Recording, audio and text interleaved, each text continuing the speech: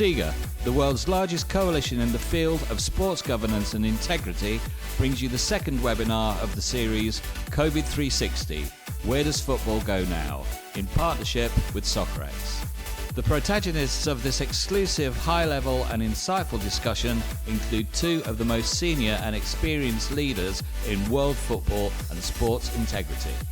Victor Montagliani, President of Concacaf and Vice President of FIFA, and Emmanuel Macedo de Medeiros, CEO of SIGA, Chairman and CEO of SIGA America, and founder and former CEO of the European Football Leagues and World League Association. Moderating this webinar, we have Amanda Davies, sports anchor at CNN.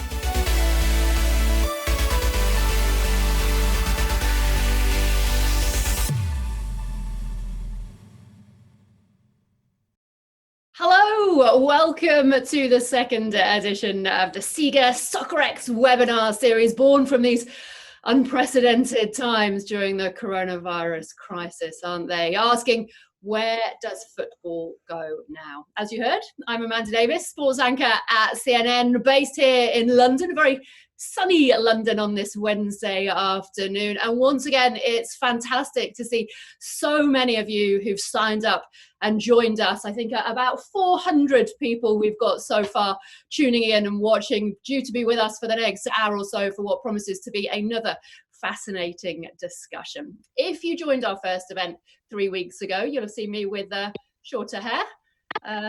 Perhaps the roots weren't so long either, but you'll have heard the focus on the impact of the pandemic on the leagues, the clubs and the players. Today, we're looking much more broadly than that, to the confederation and the global level of football. There's been a whole lot of focus, hasn't there, on Europe, particularly in the last week or so, with action returning in the Bundesliga. Lots of talk about Project Restart, the Premier League project continuing. But what's the reality in terms of the bigger picture? And I'm delighted to say that I have two esteemed guests to discuss just that over the next hour or so.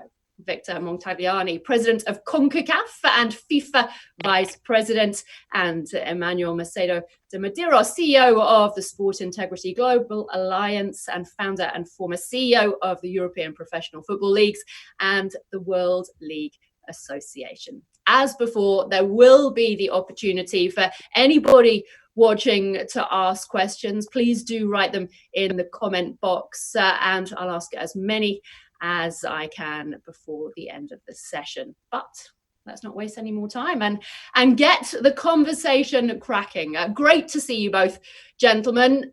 The good news, football is back. The first major league in Europe got back to action the weekend. Victor, what did you make of it?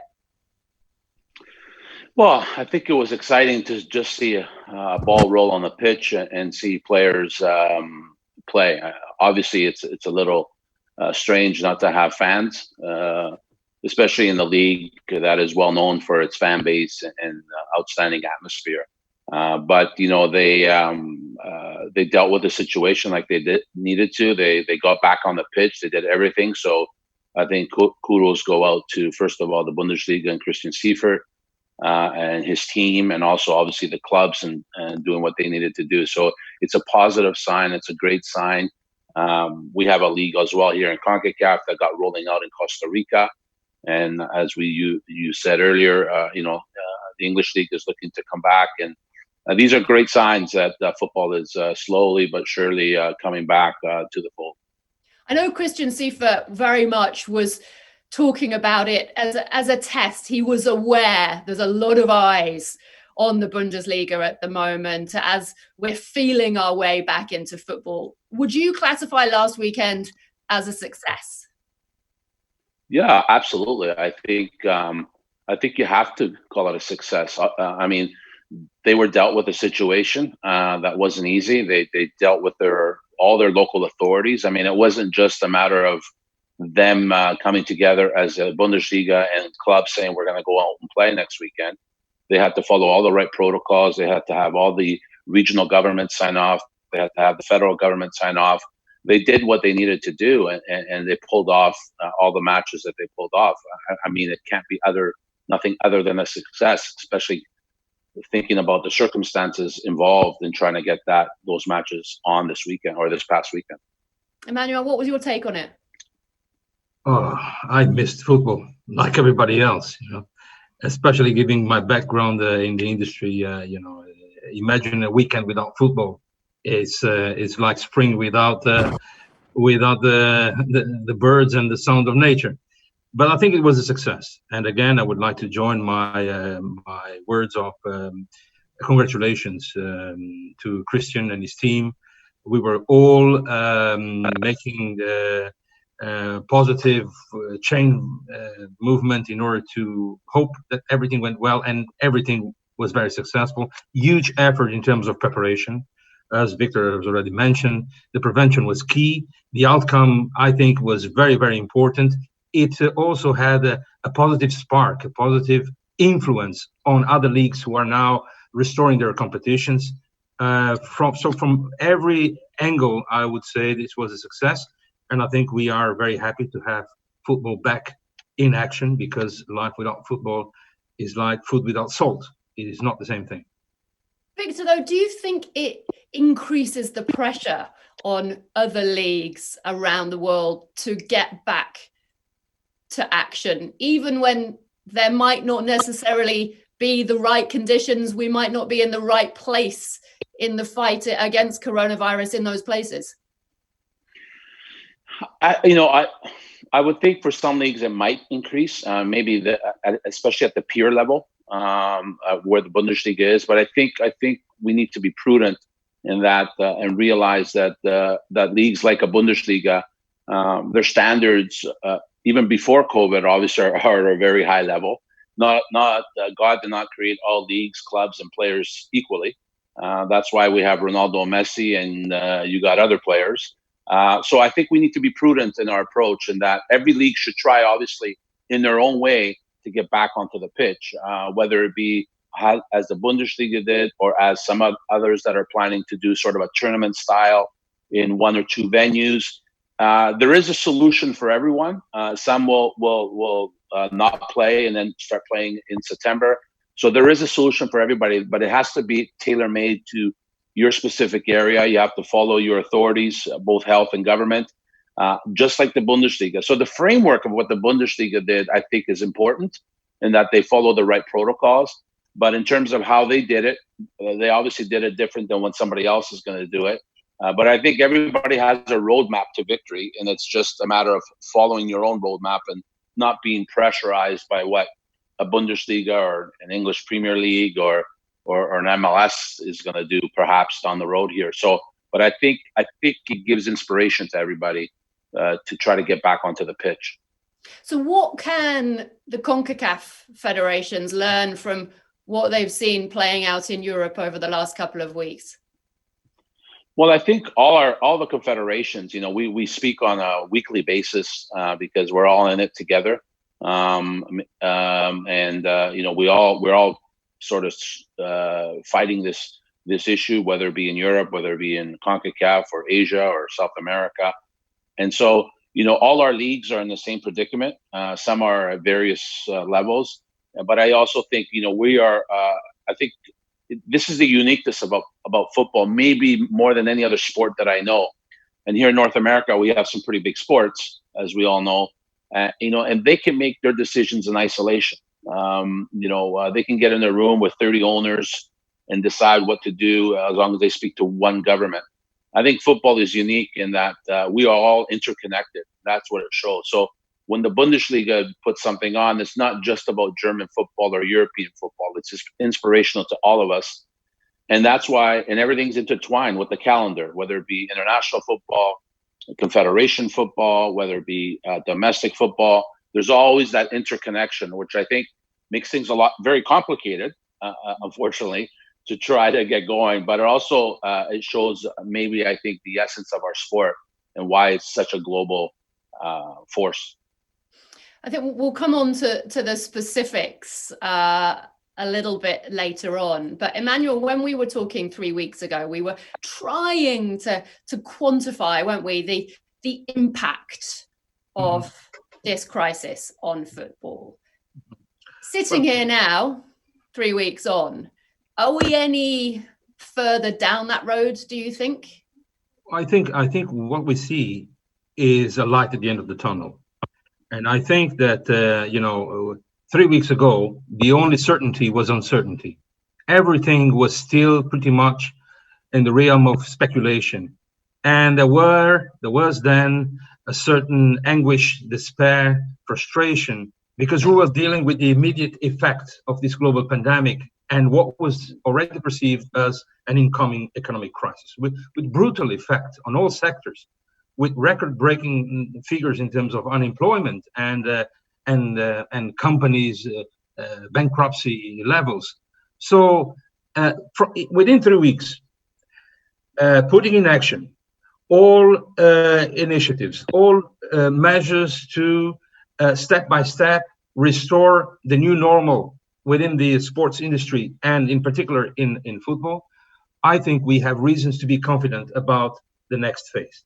And the next phase is still a little bit dominated by question marks and by prudence and by several concerns. But if there is a lesson that we can already take as granted, looking to the record-breaking viewership numbers that we have seen over the weekend from the DFL, seeing also the positive impact that this will have in terms of restoring the confidence, including within the business community.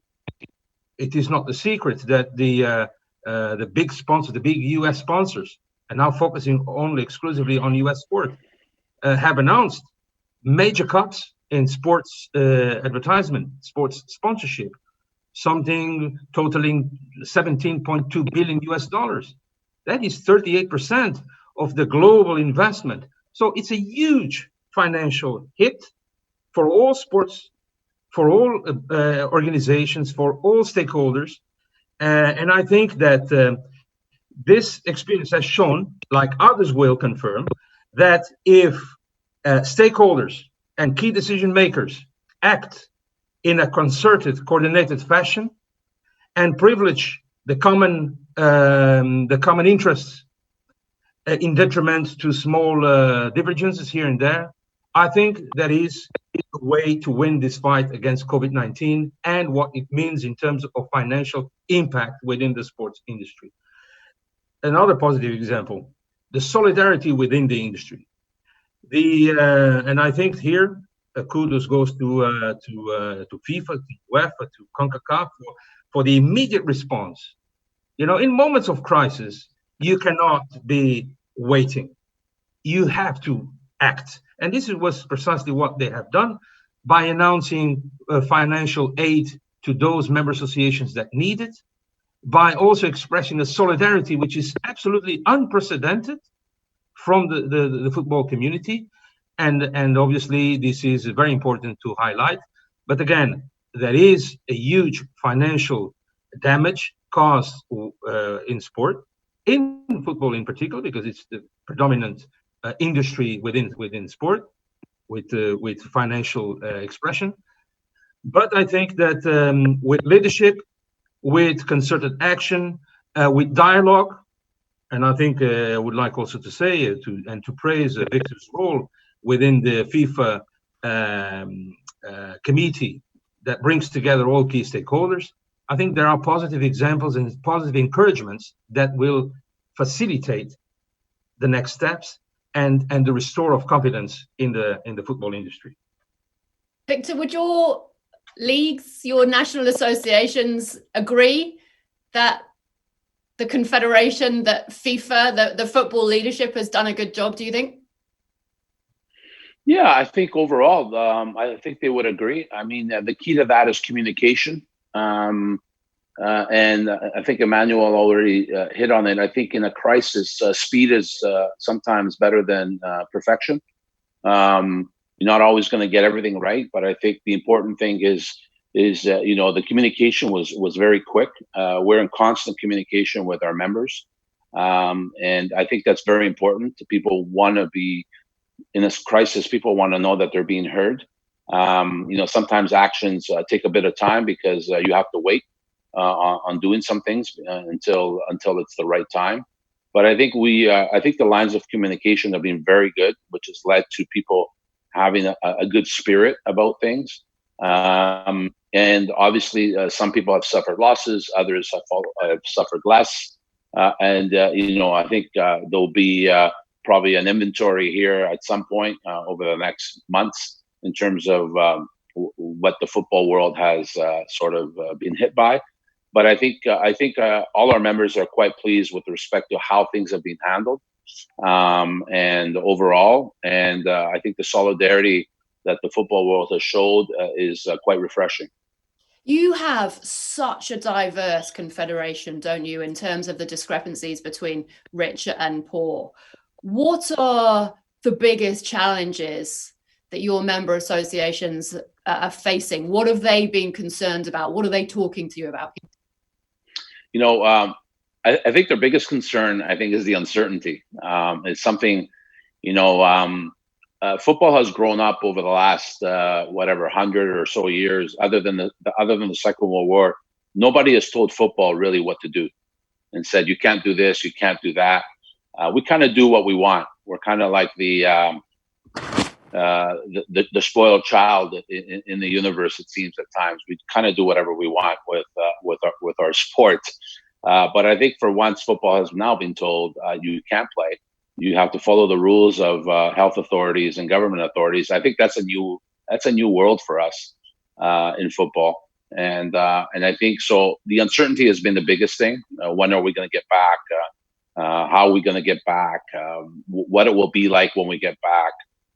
For instance, one of the things too that I think a lot of people are concerned about is not so much the damages currently. I mean, the damages you're seeing more at the league level and at the club level. At the federation level, they're less. I'm not saying there's not there, but they're a lot less because they're not, the national teams are not being brought in. There's no camp, so they're not spending money in that regards.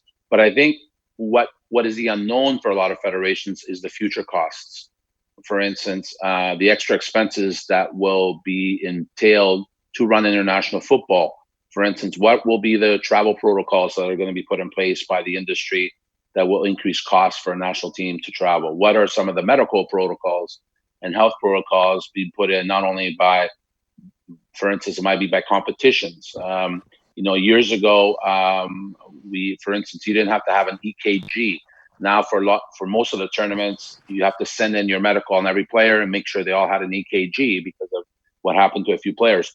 Obviously, immunization will be a key issue as we move forward. So these are all costs that are going to increase for federations as we move forward, but we don't know what they're going to be. So I think it's more the unknown part and what costs will be associated with the unknown that I think is what is keeping sort of some of the federation presidents maybe a bit restless when they go to sleep at night. Do you honestly think decisions that are being made at the moment about football are being made for health reasons and safety reasons, or are they being made because of these financial concerns? I think they are being made for health reasons. I'm not saying that the financial concerns are not an integral part of that decision making, but that's no different than any government as well. I think governments also need to, it's a balance between the health of your citizens and also ensuring that the economy doesn't collapse as well, because so there is a bit of a balancing act that has to be done, no different than any government, where the health of the citizens are primary and have to be. That's why you've seen a lockdown, and football has done that. We've locked down like everybody else, and now we're slowly looking into it. And obviously, financial reasons have to take it into account. I mean, we just opened up our economy here in Vancouver this week, slowly with small businesses, because we understand that those are important and vital to the community. Football is important and vital to the community as well. So it's slowly but surely. It's got to follow the rules, as I said earlier. But obviously, it's a balance between the health and the finances. It's a reality. But I think overall, from what I've seen in the Bundesliga, show that they took the health priorities as primary, and make sure that they follow the protocols that were set out by the authorities. Emmanuel, do you agree with that from what you've seen, that enough thought, care is being given to the players and the health of everybody involved in football? We've, here in England, we've had a significant number of players speaking out their concerns about heading back to training. I mean, I totally understand the concern. It's perfectly legitimate. I have a son who is a football player, and I wouldn't say these decisions can be taken lightly. They involve responsibilities, and there's nothing compared to health in terms of priorities.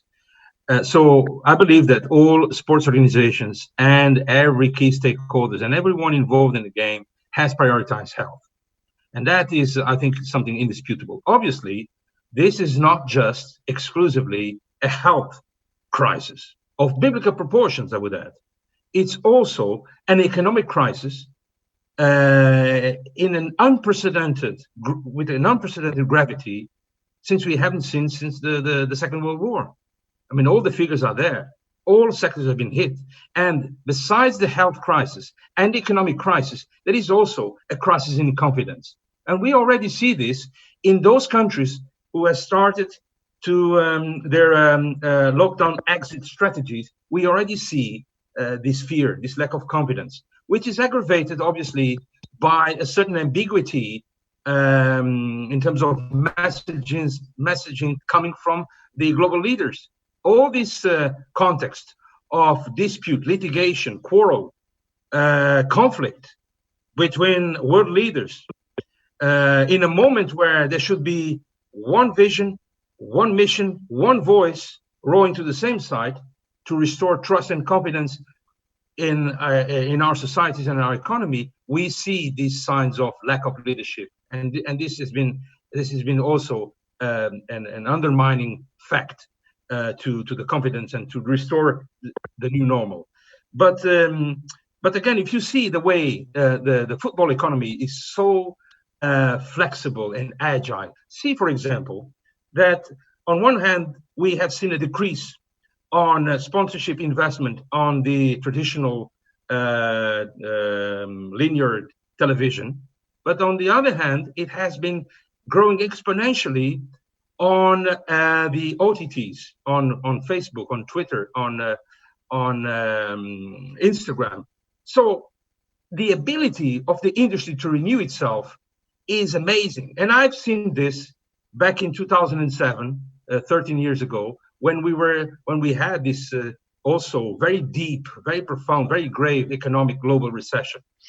And the only way that football managed to soften the financial hit was because, like Victor was suggesting, there were long-term contracts in place with broadcasters and with sponsors. Had this not happened, football would have been on its knees. And the fact that it's not catastrophic, the situation, is because there were already long-term agreements in place, and CONCACAF also is in a very healthy position because it did its homework in due time, and of course, to that end, the restore of the credibility and the image of CONCACAF were paramount, and for that, I take my hat off to Victor, because, like I was saying some days ago, the legacy that he inherited was quite heavy. So this contributed also to alleviate the current symptoms and the current impact. But I wouldn't there be a number of clubs who would say that the impact of this is fairly catastrophic? I mean, Victor, what would be your take on that? I don't think it's as easy to say it's black or white, is it? No. Well, no, listen, for us to sit here and think that everything will go back to exactly the way it was for every club prior to March, whatever it was, the 11th or 12th, when things shut down, is unrealistic. There will be casualties, like there is in every situation, whether it be the financial crisis of 2008, whether it's going to be this. There will be casualties, unfortunately, whether it be at the club level. Can you begin to quantify that? Have you got any indication yet of what how many clubs are we looking at the top level? Yeah, I mean, listen, I think the biggest risk might not even be at the top level. It might be more at the community level, and whether they're pro or semi-pro or whatever, because the small club that relies on the local sponsorships of the local fish and chip shop and all that, that might be hard to come by. A lot of the smaller clubs rely on the economics of bums and seats rather than TV money. And so again, that might be hard to come by. So I think it's going to be more at the smaller level, at the community level. I think at the bigger level, you may have some, but I think in some ways they might be too big to fail, and they'll find the resources. And I think, as Emmanuel said, they'll probably be creative in how they can survive. But listen, I think to sit here and think that there'll be no casualties in world football would be a fallacy, because I think there will be. I'm hoping, obviously, that there isn't, but I think it's a reality of the situation. But again, I think football will somehow, whether it's a league or at a club level, reinvent itself at some point. And we've seen, for other reasons, clubs die, and then all of a sudden the club comes back in another form years later. So I think there will be some of that happening too as we move on. This is going to be organic. It's not going to be a turn off the switch where, okay, now we're out of this. It's going to be a gradual growth back into it, and it's going to take, it'll probably take some time before we feel normal again in terms of what we were used to in football. And by the way, that some of that normal, I think, may not have to change as well, because this is also an opportunity for the industry to look at ways to get better in certain areas, whether it be governance or financial management or other areas. I think you can't, and maybe CONCACAF, and that we've learned this lesson. You can't let a crisis go to waste. So this is an opportunity, I think, for the industry to look at areas that it can improve in. Before we move to broad scale, are there any of the safety precautions, the protocols that we've seen brought in the Bundesliga that are coming in the immediate future? Can you foresee any of those, Victor, coming in long term, being adopted long term? Yeah, I would think some of the medical protocols. I'm not a medical expert. You'd have to talk to my medical chair, but I could see some of that being brought in. I think I gave an example before of some of the medical protocols that were not in place, even up until 10 years ago, that are not in place for a country or a club to enter into a competition. So when you get a list of this is what has to happen before you are accepted to enter the competition, even the World Cup, for instance, the medical protocols that a World Cup have changed. And so I think this will actually, there will be changes. I am pretty positive on how we do things. It could be things like, for instance, every player has to have an immunization card, for instance, that ensures that that might happen to all of us that are traveling. You might not be able to get into a country without an immunization card. And some countries already have it, but they don't even, they might not follow the rule as much. So they probably were lax in the governance of that. But I think that's going to come back, for instance, in some countries or many more. So I think you will see. You get into difficult legal ground there. You have the likes of Novak Djokovic, who has spoken out and said he wouldn't be happy having a vaccination. Yeah, I mean, you get into these issues of privacy, civil liberties issues. Absolutely, there's no doubt about it. And again, there has to be a balance between that. But at the end of the day, whether it's Novak or me, if I want to enter into a country and they tell me I can't come in because I don't have an immunization card, there's not much I can probably do about it, other than turning around and going back to going home. So the reality is that may happen, but but I've heard many civil liberties attorneys and spokespeople say that that is a slippery slope when it comes to this. In fact, some of the things that governments have a lot of power now to enacting a lot of things, spending money. Those are a bit slippery slopes, but that's more of a political discussion than a football discussion. What are the main safety protocols, the medical protocols that you as CONCACAF are advocating that you want to see taken up in the short term? Well, obviously, I think if a medical solution is found for this issue, whether it be an immunization or some sort of other medical solution, I would think that would have to be paramount. For instance, I'll give you an example. Any of our tournaments that are happening, I would think it would be part of the protocol to ensure that the team, whether it be players or officials, need to have that in place before traveling into a CONCACAF tournament. I could see something like that being discussed at our medical committee and likely probably being enacted. But those are things I think that need to be really addressed. Balancing again the reality of having those solutions and also ensuring that you're not stepping on any privacy issues. But from a medical perspective, I think those things are going to be seriously looked at, and I'd be very surprised if they're not implemented. I have to ask you specifically, Victor, when do you think we're going to see football back in the MLS? When is the MLS going to come back, in your opinion? Well, you know what? I'm hoping that they've been talking about doing some form of a league here coming in the summer, and you can see some of the. I've seen some of the governors in certain states. I think Florida and California, the two of the bigger states, say that professional sports is welcome to come. Obviously, the protocols will be put in place with no fans and etc.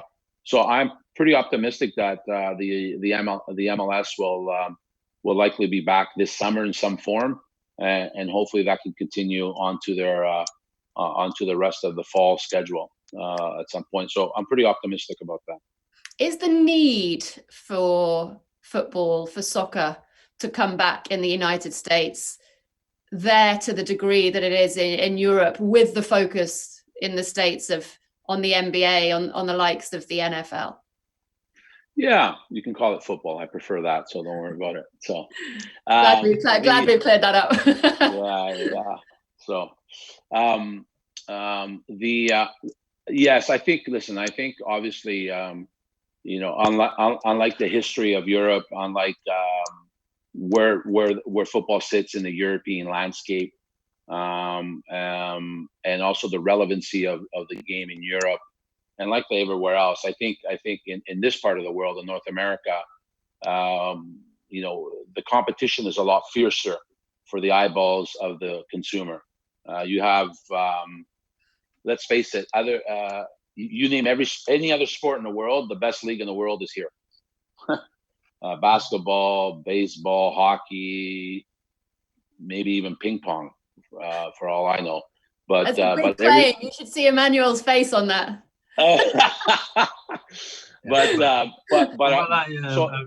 I'm more neutral these days, so not comment which one is the best. But I think that the simple fact that we are able to discuss this is already a plus in a context like the one we are facing. But if you allow me, I would like to come back to you regarding the health. What's going to change in the new landscape that we have around the corner? Definitely, health will be a top priority. And similar to health, I think there is another evidence which has emerged strong, and that is a clear notion of the financial vulnerabilities of sport as a whole and football in particular.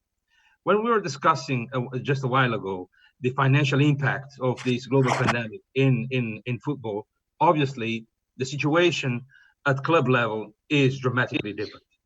Clubs have been hit more than federations, or more than confederations, or more than international federations themselves. Although I would like to add that from an international federation perspective, also the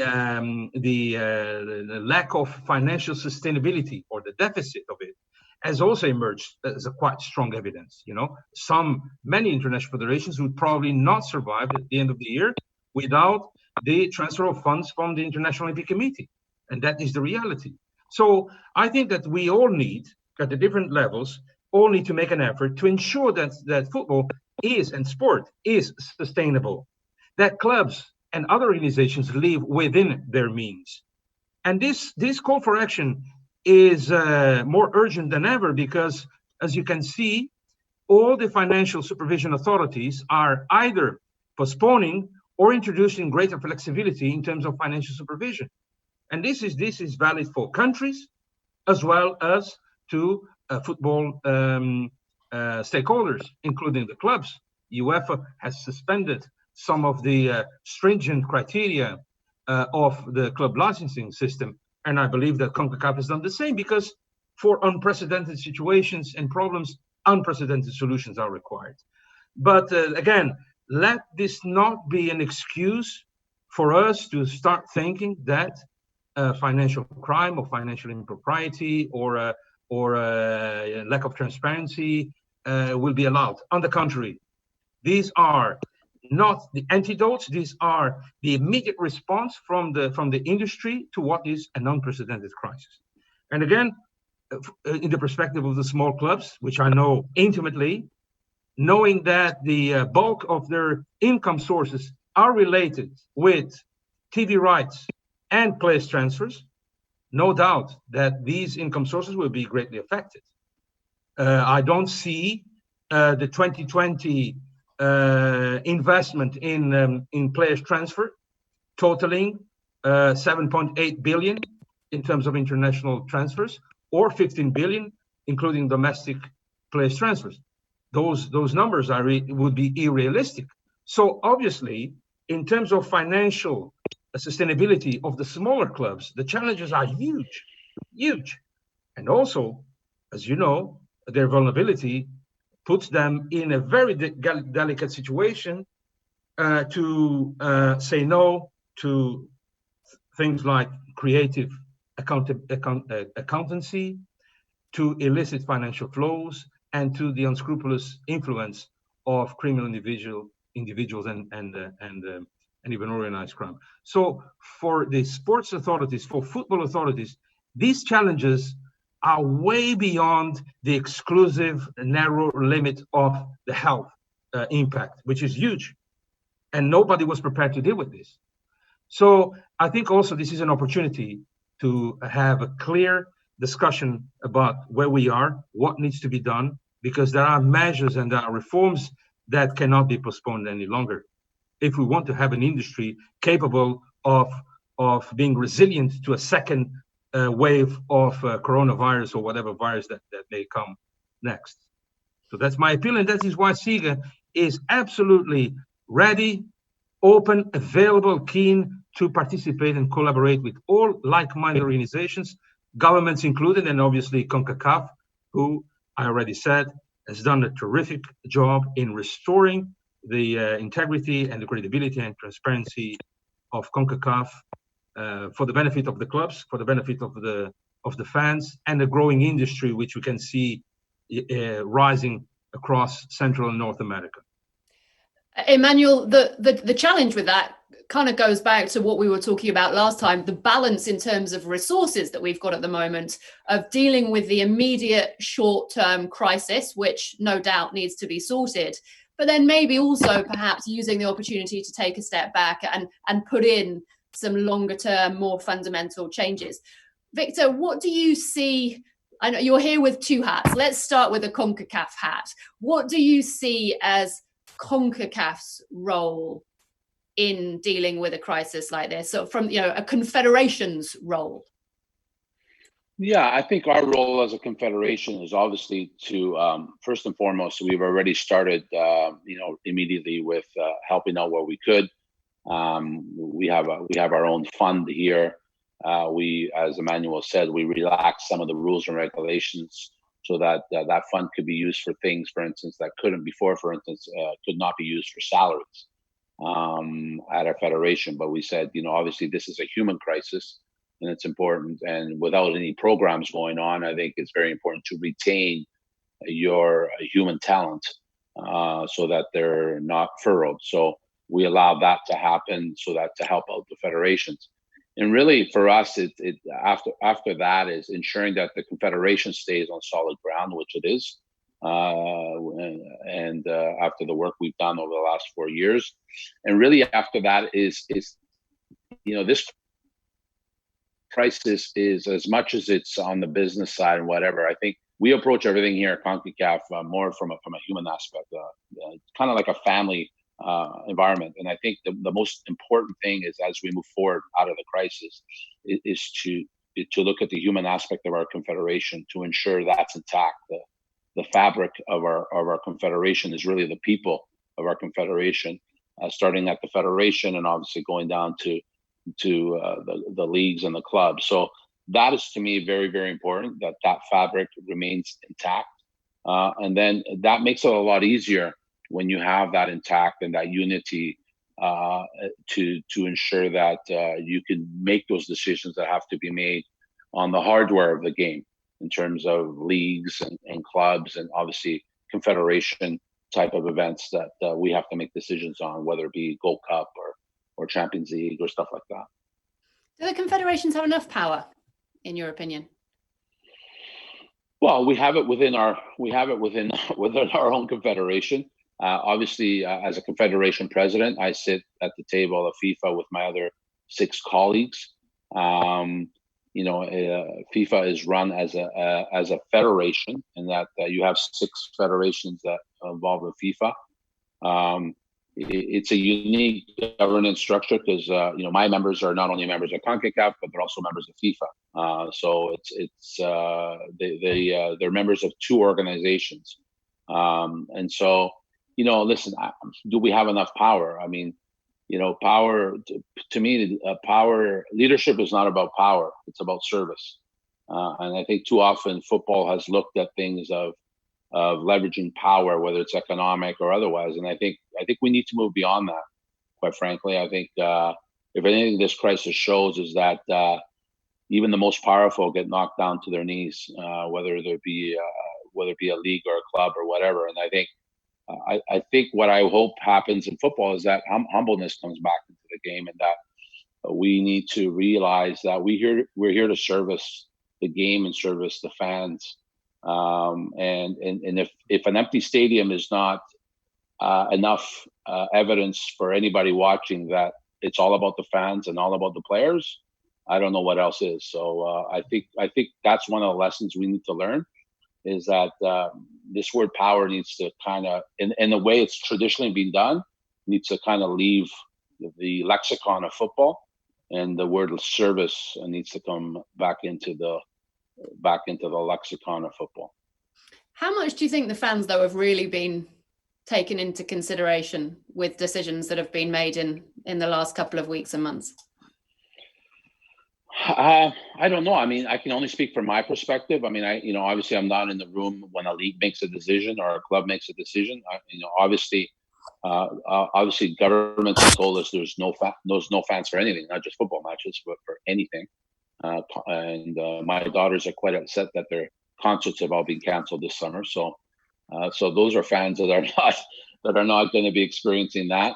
I think there's maybe been some isolated cases where fans have been upset about maybe cancellation of leagues and tournaments and stuff like that. I mean, I don't know any of that come off the top of my head. And don't forget, fans will look at things in one way as well, right? That's why they're fans. It's funny, I had this discussion with my dad, who's a big Inter Milan fan, the other day when I went to social distance to visit my 85-year-old dad, who's a big Inter Milan fan. And I kind of joked to him because he said, they should just cancel the league and no champion. And I said, I'm sure if Inter Milan was at the top of the table, Dad, you wouldn't be saying that. And then he just ran off and went to make me a coffee because I think I upset him. But so, there's a great fan right there, right? It's in my own family. So, but I think overall, I mean, obviously with the fans not being allowed in the stadium, those are decisions that I think have been pertinent to ensuring the safety of our fans. But in terms of as we move forward, I think it's quite important. I think your point is that as we move forward in how we make the decisions to restart football, and some of the even governance and ethical decisions we have to make as it relates to our tournaments and who comes in and who doesn't come in and what's canceled and how it's canceled. Those are important decisions I think that you have to take into account, the fan, because, Emmanuel earlier said that, referenced me as the chairman of the stakeholder and committee, which has clubs, leagues, federations, confederations. But I think one of the significant stakeholders that is not at the table of football is the fan. And so we need to be cognizant. When we are at the table, doesn't matter what hat you have on, whether it's myself, whether it's Emmanuel, whether it's Christian Seifert, who we referenced earlier, that one of the people that we do represent is the fan. So I think it is an important element when we make decisions to keep that in mind. And Emmanuel, I know what you are hoping for in terms of more transparency and the financial changes in football. You've talked about a different leadership structure for that to happen. What would you like to see? How do we get to where you want to get to? Well, I think the first ingredient, and thank you, it's not just my wish, it's not just my aspiration. I think it's an aspiration that is shared by the world. Those who really love sport, those who really want to have a clean business industry, all those who are in favor of the rule of law and sport for what it truly stands for are backing this call. What I would like to see is that we move beyond intentions and proclamations into actions and results. What I want to see is not grandiloquent meetings and with the finest and most senior representatives from international organizations to discuss, the sex of angels, but I want real reforms. Because unless we are able to offer to the fans sporting truth on the pitch and off the pitch, unless we're able to guarantee to those who invest their millions and their billions, and also they invest their reputation, unless we are able to offer top-level entertainment, but with a level playing field and integrity and transparency, we are not doing a favor to anyone. We are killing the game and its global appeal. So if we want to generate more popularity, if we want to galvanize more investment, if we want to create wealth to be reinvested into other sectors, we must do the basic. And the basic is clean sport. And this is what I have seen, small steps, drop by drop. Sometimes it's frustrating, but probably in a world like ours, it's the only way to advance. It's step by step, with a constructive tone, with a positive message, and with solutions. What I would like to see is governance in a way that ensures democracy, accountability, transparency within sports organizations. And those who are at the top must lead the way to the others below the pyramid. What I would like to see would be effective financial integrity and transparency. I mentioned a while ago that last year, $7.35 billion was how much clubs have invested in players' transfers, international transfers. Now, we also know that until you have a clearinghouse system, which is an idea that I've been championing for years, more years than I can remember, and Johnny also had the merit to seize it, and now is moving forward with this under the leadership of Victor and the concerned committee. Until we put an end to all this opacity that is coming from tax havens, offshore vehicles, offshore transactions, and criminal infiltration, we will not be able to offer to the fans and to the financial industry and to ourselves the sport that we deserve. So we don't need to reinvent the wheel. We don't need a silver bullet. We just need to put in place some basic, fundamental measures. And I believe, from what I've seen, and I'm now addressing myself directly to Victor, from what I've seen, Victor, from your journey since you were elected and before that, I think we need champions. We need leaders. And we call upon you and others to have the courage and do what has to be done so that clubs can live within their means, and football can be, as we see on the pitch, played under the lights in front of everyone and not in back rooms and opaque vehicles. No need to invent the wheel, no need for a silver bullet. Let's just do the basic. And now we have the perfect conditions to do that step forward. Yeah, listen, I cannot disagree with you, Manuel. In fact, we have taken steps, you're right, at the stakeholders committee. It started off with small steps. I think it's gaining momentum. Obviously, this crisis has slowed down any of those meetings, but we put on governance around agents in terms of ensuring that they're governed and licensed and continuing education. Their commissions are capped. We've put in the clearinghouse, as you already alluded to, ensuring that there's transparency in the transfer system. I think we need to start looking at other things. For instance, maybe it's just my North American experience, but everybody has a salary cap here that's very transparent. And it gives the contractual stability to the players. It also gives stability to ownership. These are things I think that the football world needs to start looking at in a serious way. I think real integrity, as they say, is doing the right thing even when people are not looking. And I think it's not about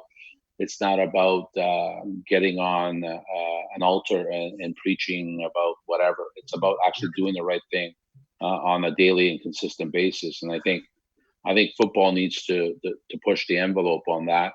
I think on the governance side, and I think the stakeholders committee, to the credit of the guys around the table, listen, I can tell you, some of these conversations are uncomfortable, and it's not uncomfortable because of an integrity issue, because everybody I think around the table comes with a good mind. I think a lot of this stuff is uncomfortable because it's a different way of doing things. Football has been used to doing certain things for a long time. And so I think some of these things are a bit uncomfortable because they've been doing things one way.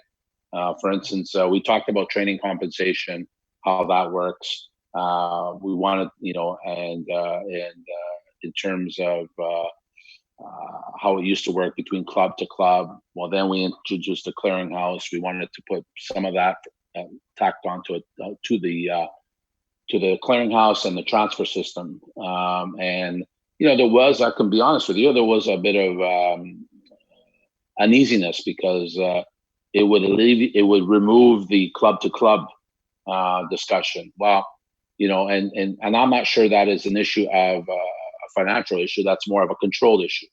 And so I think a lot of it in our world is about losing, or the perception, to be honest with you, the perception of losing control of whatever position you may be at.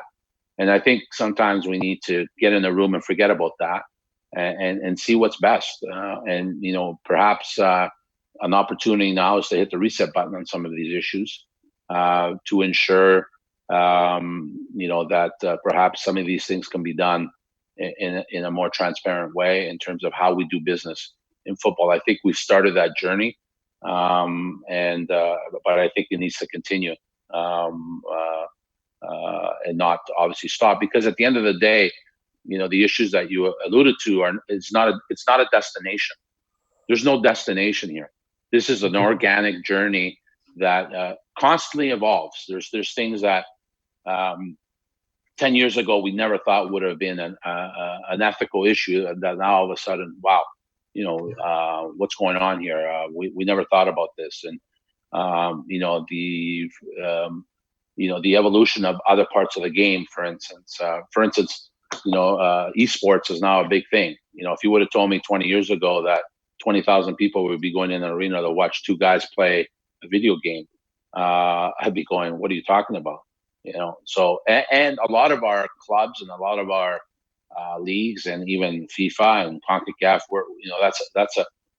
that's an opportunity for us to grow your brand, to grow your business. But is there any governance around that? It's a completely different element of the sport. So that's what I'm saying. This thing is an organic thing that we need to consistently look at. I mean, if you look at the transfer system, it was put in place in the early 2000s. That's 20 years ago, and and nobody looked at them until 18 months ago when we struck the stakeholders committee. I mean, I'm not sure something that complex as it relates to fiscal regulation, because that's what transfer system really is. We should not look at for 18 to 19 years. I'm not sure that's a very prudent way of governing the sport. And so those are things, for instance, we need to learn from. And the stakeholder committee is probably going to be in place forever, and as it should be. And I think its role will be to continue with, obviously, the confederations, and even the confederations have stakeholder committees. I know UEFA has one. In fact, I mean, I was, they asked me to go speak to it one time, and so it's even happening at the confederation level. And I think that's very, very important, because they're going to have issues that are a lot related to the international issues, but obviously are specific to their own thing. So I think it's very important that this vehicle is used, and that that perhaps it's also accelerated in terms of its progress. Yeah. I want to get to some questions, but just before I do, Victor, how much of this is an opportunity to change things? How much of a concern do you have that whilst people are focusing on dealing with the coronavirus crisis, other people may take advantage, and it's an opportunity for more wrongdoing to creep back in? Yeah, that's always a concern. I'm not going to say that. I think what's important is, though, as for leaders, for us, is that we take this opportunity, and I think, as I said at the beginning of this discussion, that it's a human aspect, and it's little things, Amanda. It's little things. It's, for instance, it's how we deal with each other as peers. It's how we speak to each other. It's even little things. For instance, there'll be upcoming elections, whether it's in confederations or otherwise. It's not talking down about your opponent. It's about talking about what you can bring to the table. Those are issues of empathy that have to come to the fore.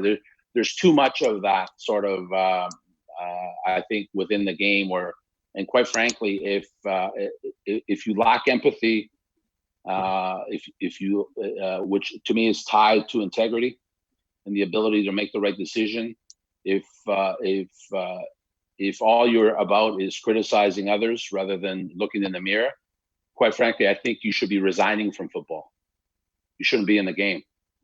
The game doesn't need you, and the game needs people that, illustrate what the issues are, but are willing to work in an environment together, whether it's cross-confederation or with federations or within a confederation, to move forward. Because that sort of attitude that has prevailed at times in the game needs to exit the game. And I think perhaps this impasse that we've had of not being able to meet and go watch football and whatever is an opportunity for us to have a bit of reflection on how we conduct ourselves within the game of football.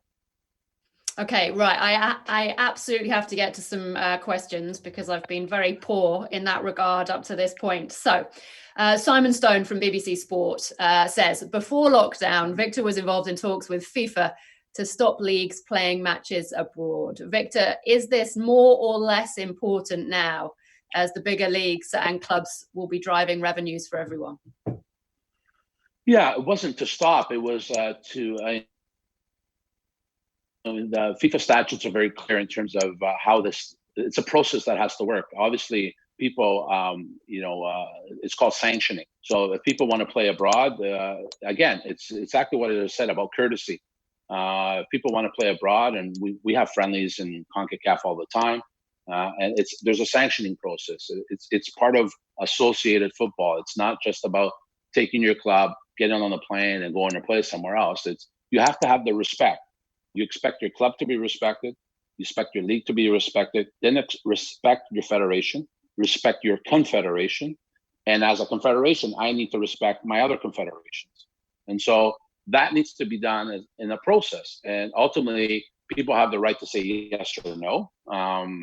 But in the same token, I think you're probably going to get people not say no when the process and the respect is there of what the process is. And I think that's what the discussions were.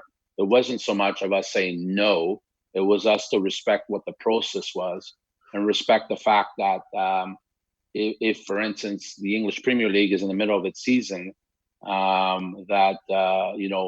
would think it would be kind of weird for the MLS to have its MLS Cup at Emirates Stadium the same week as the EPL playing its regular season.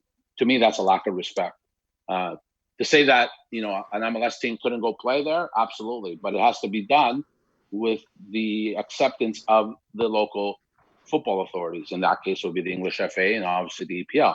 And that was all. And I think there was a little bit of the Wild West going on too much, and that sort of respect process was not being complied with. And I think we needed to get back to that. You've talked a number of times, haven't you, about this shifting of the European calendar to the calendar year. How realistic do you think that really is? Yeah, actually, I didn't even talk. I only talked about it once, and it was in relation to an answer I gave to an Italian journalist, because I think in Italy they were thinking about it, and he asked me my opinion about it, and I said, listen, no idea is a bad idea, especially during these times here that we're trying to rethink the game. And I think if that's what Italian football is thinking about, that's fine. They should think about it. I mean, it's not like it's a new idea. It's done in many, many parts of the world, North America, South America. I believe even in Europe, there's a couple of leagues that play within the calendar year, if I'm not mistaken, maybe in Scandinavia, but I could be wrong there. Emmanuel might know better than me. Asia. So it's not a new idea. It's something that, it's the jurisdiction of the league and the federation to decide that. It's not my decision or FIFA's decision, and also UEFA, obviously, being their confederation. That's their decision and what they want to do. But I think if in terms of a study, by all means, I think everything should be studied at this point. But ultimately, it's their decision of how they want to run their own domestic league. Tom Marshall from ESPN says it's become increasingly obvious that international soccer is going to be very different over the next 12 months or so. Do you have any ideas as yet how World Cup qualifying could look in CONCACAF? Postponed. Yeah, I think I've been. What was that, Emmanuel? Yeah, you have postponed the qualifiers as one of the. We haven't postponed the qualifier. Yeah, we postponed the Gold Cup qualifiers. We postponed our Nations League Final Four. I think FIFA and the confederations, we will likely make a decision, I think, within a month or so of what the September window will look like. That's coming up. I think also we are looking, as we postponed everything. I think for us at CONCACAF, our World Cup qualifying format has already been compromised with just the postponement of March and June in terms of how it's rolled out and how teams are selected with the FIFA ranking. So I think there's an integrity issue there to start with. And then there's also, I think, an organizational issue with the calendar itself. So we once we have some finalization of what September will look like in the next month, that will probably put an action plan in place to see what our ecosystem will look like, because it's not just about World Cup qualifying. We have to fit in a few other things as well, because we do have our Gold Cup next July. So we have to fit in a few other things, basically between now and Qatar. So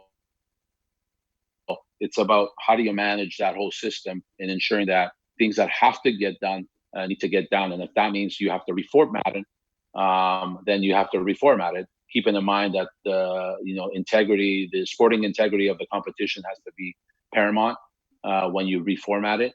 And I from a balance of probabilities, I would think that as with other things, our World Cup qualifying will likely have to be reformatted in some capacity. And can you begin what that is?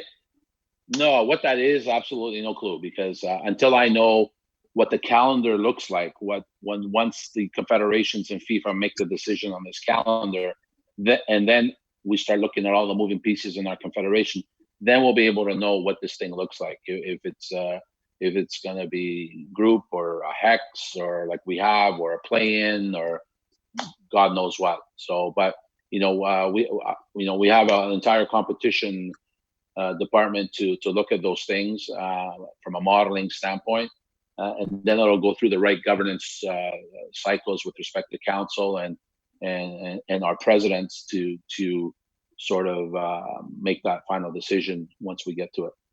Lars Christer Olsen said in the last webinar that he thought international football was going to be impacted for 2 to 3 years.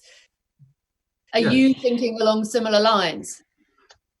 I believe that we need to foresee. I think that we need to prepare ourselves for a long-term hit, because the international calendar is definitely a critical area. And if the situation was already difficult, now it's even worse. The congestion will be tremendous. And again, I would like to use the word dialogue, which was something that Victor mentioned. The dialogue between all key stakeholders is fundamental. And it has proven to be successful in finding solutions that meet everybody's common interests, but also for the reforms that we need to activate once we are back in our offices or able to trigger the reforms. At the moment, everything is stopped. And this dialogue, which in football has always existed over the past 15, 20 years, even though I remember the days where I was, as a CEO of a league, I was not allowed to speak directly with FIFA. But things evolved, and now I believe that there are still tensions, but the dialogue will prevail, and solutions will be found. But yes, it will be 2-3 years. I wouldn't be surprised. Victor, can you put an estimate on it? Yeah, I think we need to also define what impact means. I mean, obviously, I think international football will be back. We'll be back in September. I'm not too optimistic on that in my confederation, because of the realities of the borders and the closures of them. I think it'll be back in some capacity, but in terms of playing in front of 100,000 people for a final, I'm hoping that the reality will. I think we're all optimistic that when we hit the summer tournaments of next summer, starting with the Euro and then Copa America and then obviously the Gold Cup, that would be the beginning of what we knew before, in terms of international football. So that's sort of, I think, where I see the light at the end of the tunnel is next summer, in terms of getting back to some normalcy. Obviously, there needs to be things that have to be put in place between now and then, even from a medical perspective. But that's so our hope is for that, is that those summer tournaments would be the kickoff of getting back to that international football that we all enjoyed and experienced. And I am aware we need to wrap up, but you mentioned the Euros, and we've had a question here from Philip Draper from the Football Association of Wales, asking, what are your views on Euro 2021? Will it be more practical for UEFA to rethink and perhaps play in just 1 or 2 countries rather than the cross-continent tournament that is planned as things stand? Yeah, I mean, ironically, is our Gold Cup is similar, is a cross-continent tournament, so I don't know any different. But obviously, in Europe, in a lot of ways, is I know it's many countries, but it's there is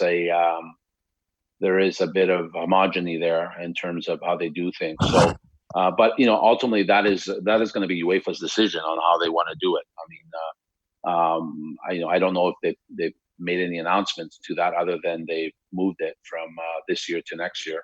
But I'm sure they're looking at like all of us, they're looking at all their events to see what's best for that event in terms of how it's going to run and where it's going to run. So, but ultimately, that's up to UEFA to decide.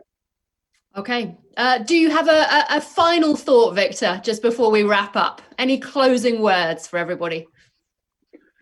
Oh, I think the closing words are: listen, we all, I mean, everybody needs to focus on themselves and their families and their own health. I think that's a priority. And but I think we all know how much we miss football, and that's why we're all probably watching old games. And the great thing about that is, if your team hasn't won anything for many years, you can watch games that they actually won. So you're actually feeling pretty good about, the 1994 European Cup final or whatever you were watching. So it puts you in a pretty good mood. But I think that shows how much we miss the game, how much it's part of our DNA. And it'll be back, and I think it'll be back. Like football has shown, when people thought football was going to be over when we went through the governance crisis we went through 5 years ago with the scandals, and they thought it was the end of football. And what football showed was that it survived that, and it survived that because of, again, the players and the fans and the love of the game. What our job is as caretakers of the game is to ensure that A, those things never happen again, and B, that we make the game better than it is. So we need to take this opportunity during this pandemic to ensure that things are done right, that things don't go off the rails, but also, quite frankly, we need to improve where we need to improve so that our fans and our players can continue bringing joy to our lives. Absolutely. And let me just finally throw it over to you, Emmanuel. Thank you, Amanda, and thank you, Victor. Those sentiments are definitely what I have also in my mind. A message of optimism, of confidence, and I would like to say in a very pragmatic way that crisis is a mix of danger and opportunity. And I think regarding the danger, all measures are putting in place.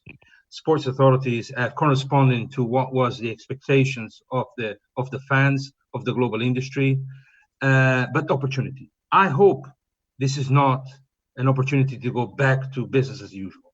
I hope that this is not an opportunity to reinstate old habits and old mentalities. I hope this is an opportunity to refresh, to enhance, to improve the way the sport is governed and operates. And this is why we are committed to have an open, constructive, positive dialogue with everyone, bringing together, obviously, the sports organizations right at the forefront. And Victor, we welcome your support in this cause and in the pursuit of this movement, as with Seferin, as with Johnny and others. It is important that sport gives an example of leadership and seizes all these constraints to innovate and to reform itself again and again. Secondly, we would like also to extend our offer through our universal standards to all sports organizations. They don't need to start from scratch. And also to invite the global community to support the independent rating system, because in matters of integrity or transparency, proclamations have little value. Actions speak louder than words. And this is why we are working relentlessly with a growing community, which includes obviously the media, who has been a leading light in calling for greater reforms. And on that note, I would like to thank Amanda and CNN, of course. Victor, thanks for joining us and accepting my invitation. And we look forward to continue the dialogue and cooperation with you all. And if I may, also a message to our members, to our community of organizations who have been relentless in their support to our mission. That support is now more fundamental than ever. So thank you all. And thank you all, the ones that have joined us, who have also contributed to the success and the interest of this debate. Yeah, absolutely. A big thank you too to Emmanuel and Victor for a very thought-provoking discussion, which I hope everybody watching has found interesting. As we said, 400 registrations from across the globe joining us today. So thank you so much for your time. And the SIGA webinar partnership with Soccerex is here to stay. The next date is already in the diary. It's due to take place on June the 3rd. watch this space for updates in terms of speakers, who's going to be taking part, and of course what we're going to be discussing, I should say. But from me and everybody for now, thank you so much for joining us. Stay safe, stay well, and thank you. Goodbye. Thank you.